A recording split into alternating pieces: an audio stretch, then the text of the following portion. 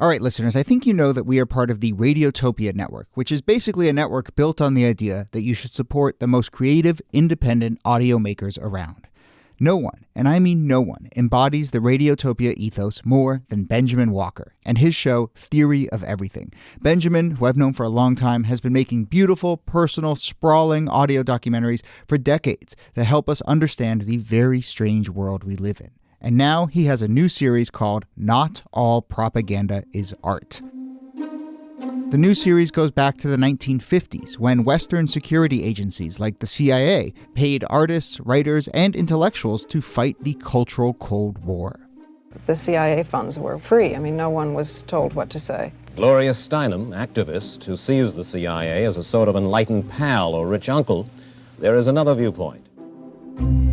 Look, if you're listening to this show, I know you like secret histories. I know you like a mix of culture and politics and shadowy figures.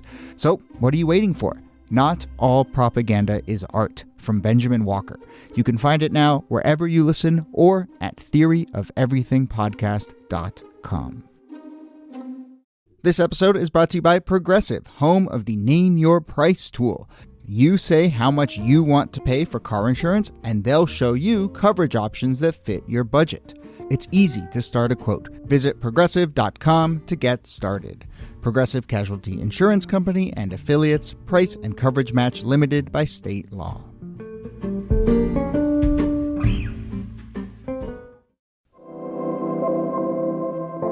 Hello and welcome to This Day in Esoteric Political History from Radiotopia. My name is Jody Avergan.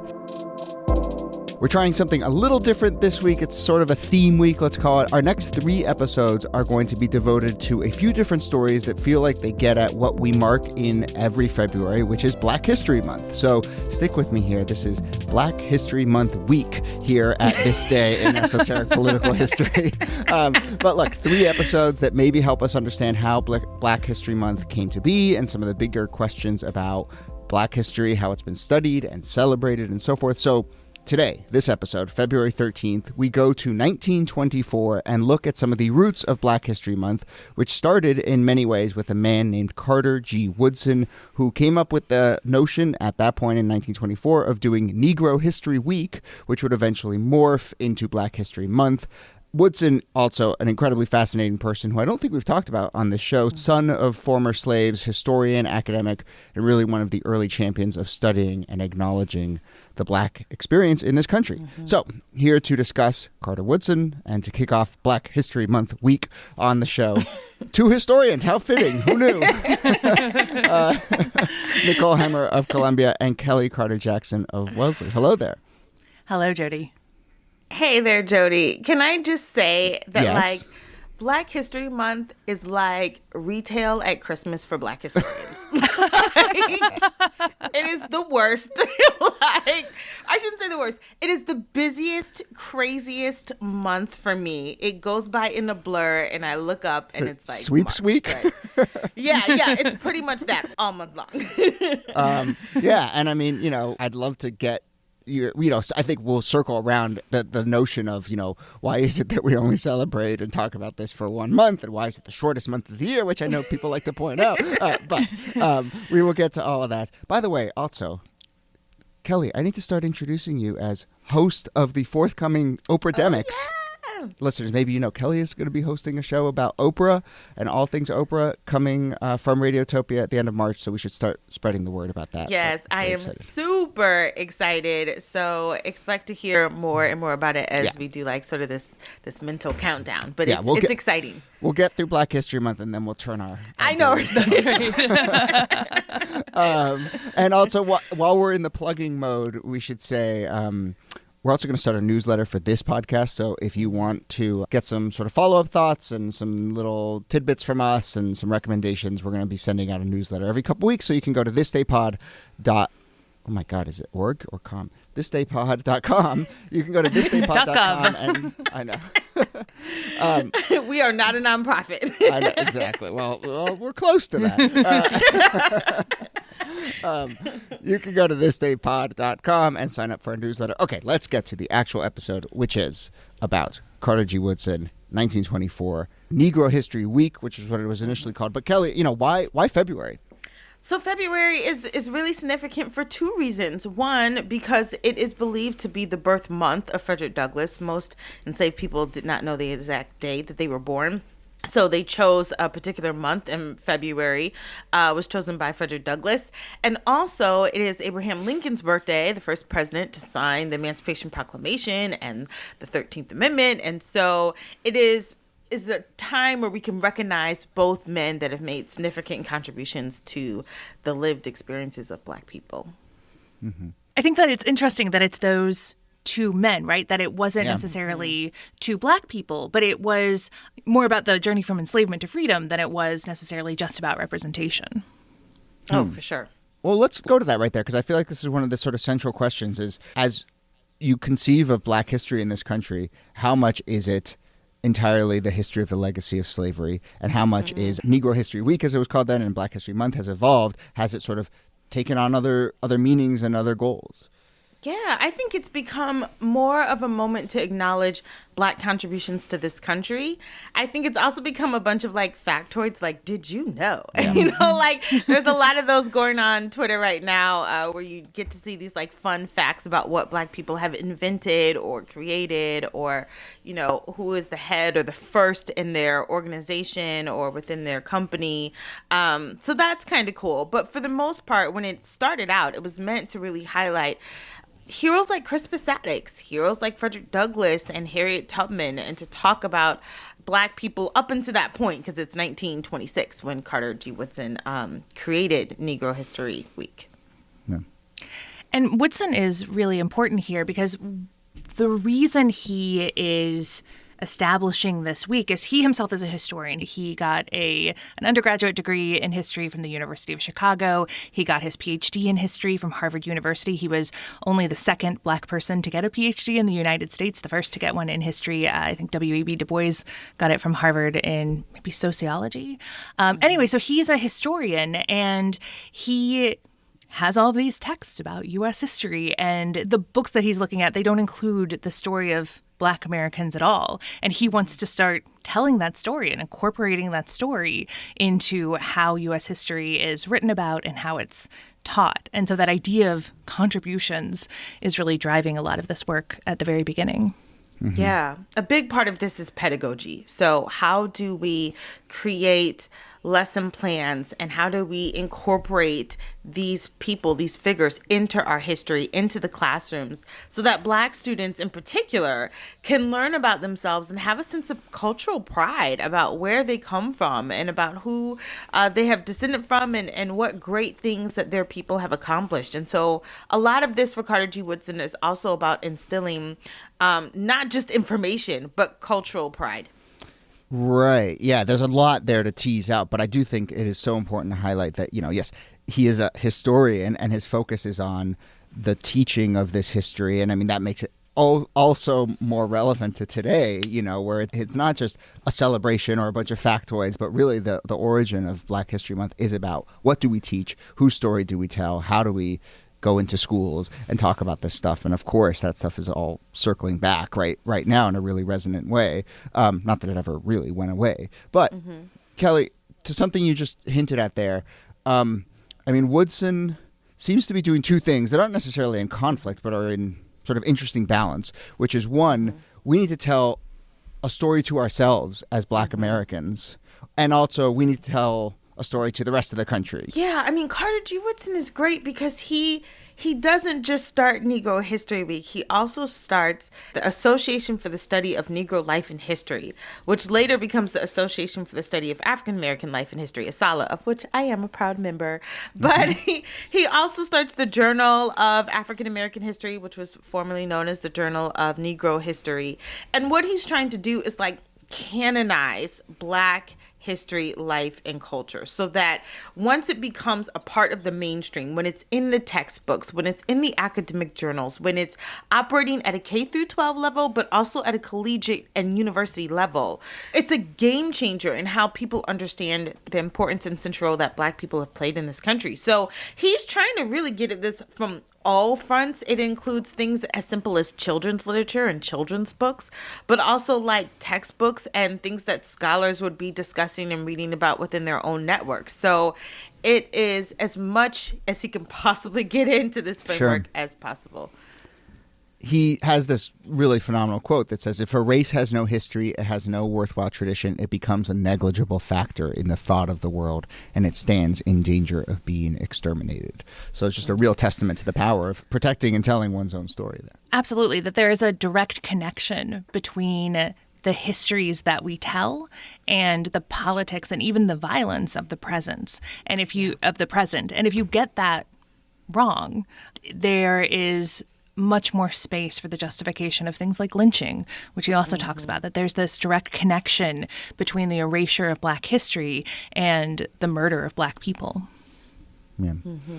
I'm curious, and this I'll tell you a little bit of kind of my evolution in thinking about this as well. But I think you hear often around Black History Month, this idea of, well, we're telling the story and we're focusing on the story here of Black Americans, descendants of enslaved people, and that's a subsection of this country's history, and we're sort of devoting some time to focus on that. And I think the next level of thinking is really an understanding that you can't tell the story of American history without the story of slavery and without the story of Black Americans, and that white history is Black history, and that even if you had a White History Month, which is probably every other month of the year, it's impossible to tell it without talking about slavery and Black Americans. And I think like that level of, and I'm curious just then sort of your thoughts on kind of the focusing and whether the focusing does segregate, for lack of a better word, this conversation and maybe put it off to the side and not make it really feel like it's embedded in any history you tell. This country has to acknowledge all these other factors.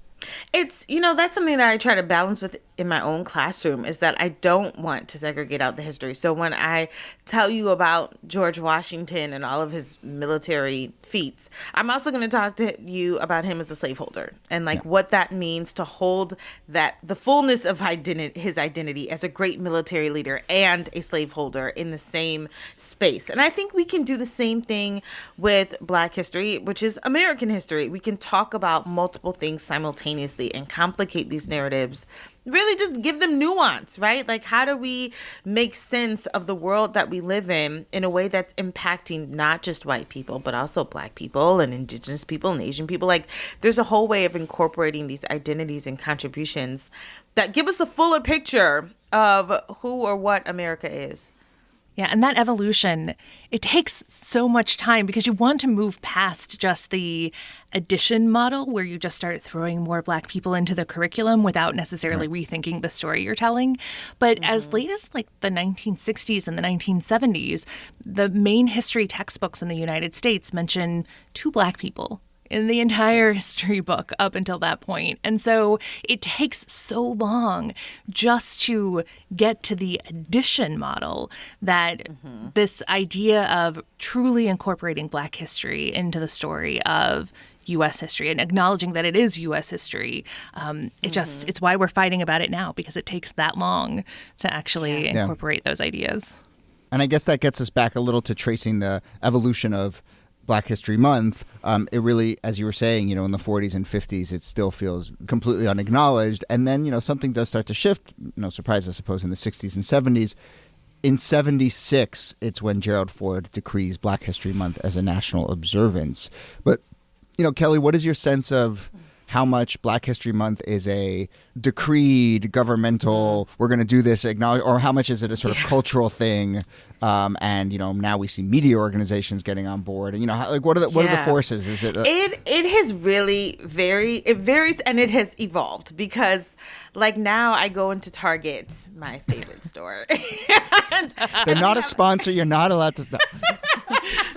They have a whole section, where you can get the T-shirts and swag and all of this Black History Month stuff. And I buy it up every year. My kids get Black History Month T-shirts every single year. But I felt conflicted at first because I was like, gosh, doesn't this feel like a commoditization of Black History Month? But I read an article where Target went to Black cotton farmers and they asked them to supply the cotton for these T-shirts. And I was like, oh, okay, great. There are ways I think people are trying to do more acknowledgement of not just Black contributions, but support Black businesses and Black entrepreneurs. So, and I think we've moved beyond like just the bulletin board in an elementary school hallway. Hopefully we've moved beyond that. And we have more literature for students to read and engage with and grapple with. And so I'm always excited to see what my kids' schools are doing. I'm always excited to see like what events or lectures I can take them to, or, you know, banquets or speeches and things of that nature. But it does all depend on what you want to participate in. Yeah. I'm excited to see which brands just do the really awkward post on social media or whatever. There's that too. And there's some there of that will that be is not very genuine. Like, we don't really need to hear from Flamin' Hot Cheetos at this moment. You know, do we? Yeah. I disagree. And it's going to be interesting, I think, Kellie, more to your point about this question about segregation of Black history to 1 month versus all year round, that in a period in which we're talking about Black history so much more in a broad national conversation that's been going on for a few years now, that Black History Month can do something different, right? Yes. That it doesn't just have to be like, oh, right, Black people wrote a book. And it can instead be about these like deeper ethical conversations that you're talking about. Like, where do we source these goods? Are we paying Black creators?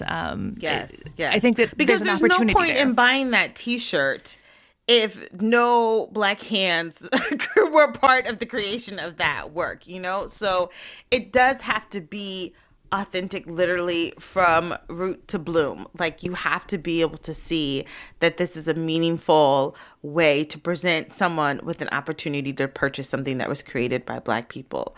Otherwise, you know, it does become one of those sort of like cliche, you know. I mean, we saw it for years in the McDonald's. You know, McDonald's celebrates Black History Month 365, you know, like, so I don't know. I have conflict over it, but at the same time, I can't be mad at people that want to celebrate Black culture. Yeah, and if it's a sort of starts a conversation as opposed to feels like it checks a box, then that's always the goal. For sure. You know, the history of we're getting a little meta here, but the history of Black History Month, you know, I think reflects a lot of this stuff too. And interestingly enough, Woodson himself, I think, you know, someone who maybe has written out or forgotten a little bit from the history of Black History Month, but, you know, and it's not until it's really Obama in 2016, I think, who really takes the time. And that's and that was in 2016 was the 40th anniversary of when Ford had first proclaimed Black History Month, and Obama, you know, takes the time to really highlight Woodson, and so I think Woodson is interestingly coming back into the story a little bit more. And you know, I mean, Black History Month. Other like interesting dates were Kent State University apparently in the early 70s was one of the first ones to sort of mark Black History Month, and then as we said, Ford in 76, and now. It's very interesting, but, you know, a number of other countries also celebrate it as well. And I'd be curious to hear what the conversation is like there in the UK or Canada, Germany, Ireland, and the Netherlands have Black History Month as well. It's pretty fascinating that Woodson, who starts Negro History Week and Black History Month, becomes the subject of Black History Month by this point in time. Right. So as we wrap up, I just want to highlight one thing, which is, listeners, you've probably noticed over the course of this conversation, you know, we've talked about Negro History Week and then Black History Month, and Carter's organization also used African American, and there's an interesting shift when Obama and then Trump, I think, notably called it African American History Month, and then Biden has now gone back to Black History Month. Anyway, that's going to be the next episode, is we're going to have a conversation about all this interesting language and how it's evolved and what it means, whether it really matters in the end of all these different terms. So, but, you know, you can trace that, and that's a big part of the terms by which we have the conversation is a big part of the conversation and a big part of the history. So that's going to be next episode with Jelani Cobb. It's going to be really fascinating. That's next episode. But anyway, this has been really interesting, and I'm glad we got to talk about Woodson. I'm sure we will talk about Woodson many other times. We will learn the most important lesson of Black History Month, which I think we do pretty well. But don't just talk about it during February. We will find other times to have this conversation. But Nicole Hemmer, thanks to you. Thank you, Jody. And Kellie Carter Jackson, thanks to you.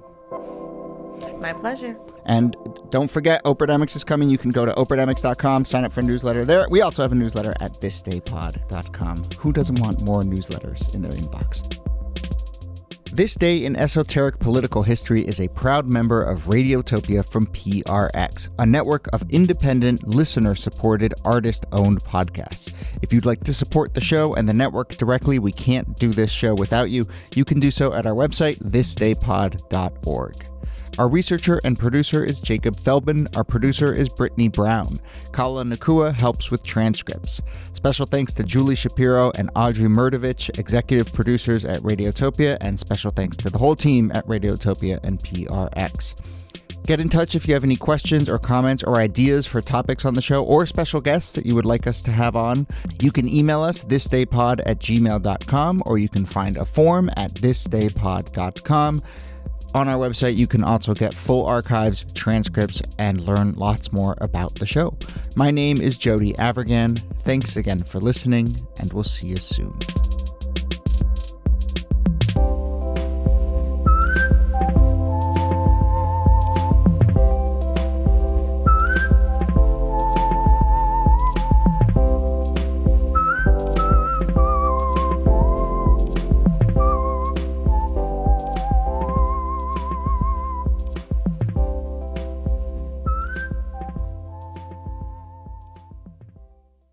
Support for This Day in Esoteric Political History comes from Odoo. If you feel like you're wasting time and money with your current business software, or just want to know what you could be missing, then you'll need to join the millions of others who have switched to Odoo.